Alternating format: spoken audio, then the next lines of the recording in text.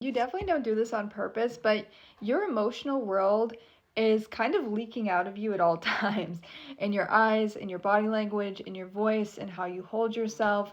It's almost sort of like we never have to really guess what you're feeling or what's going on inside. And this is totally without you even like saying anything. It's just the way that you present. It's almost sort of like we can read your energy quite well and quite easily.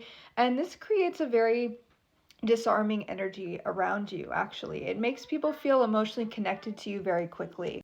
And this is super attractive because it feels very real. You have this almost vulnerability to you that makes people want to just comfort you. They gravitate towards you because you feel real and raw, and they want to love you right, and they want to understand you. And it's almost kind of like damsel in distress energy. And I don't feel like, again, you do that intentionally at all, but it's almost sort of like we know you've been through things. You have a very calming presence. Again, you're very expressive. There's a lot of warmth to you. I just feel like you have like nice hair.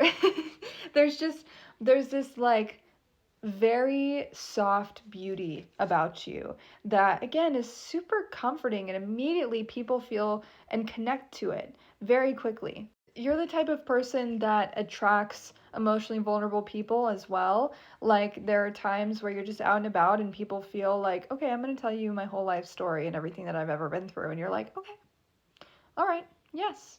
I can relate to that. You've been through a lot, clearly, in your life, and you've come through the other side. You carry this sort of quiet heartbreak inside of you. It's like there's a sense that you've been through something, and there's a strong desire to protect your love and your heart. And despite everything you've been through, you still come through as very emotionally open, but there are times where you may feel very emotionally exposed, and almost sort of like you always have to protect yourself. And in many ways you do. People can take advantage of your softness and your kindness and your vulnerability, but there's a lot of people who want to protect it and nurture it also.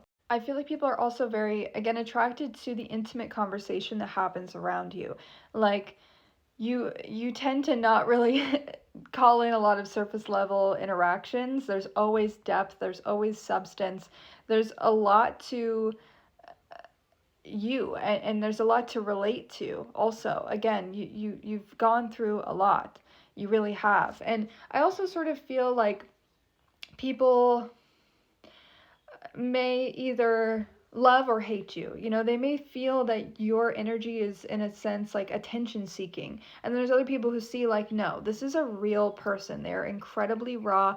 They're just entirely themselves, and it's just very real and authentic. It's not performative, it's not robotic, it's not curated. Like, this is just you.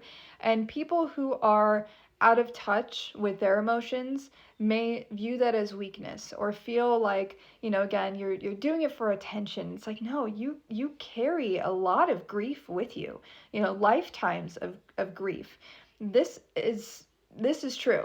This is real. What you feel is not only generational, but it's karmic also. There's so much like depth and wisdom and pain and grief that you carry inside of you.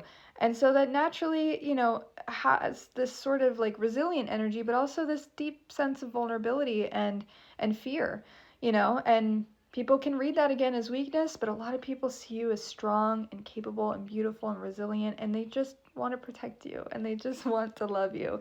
And it's really very sweet.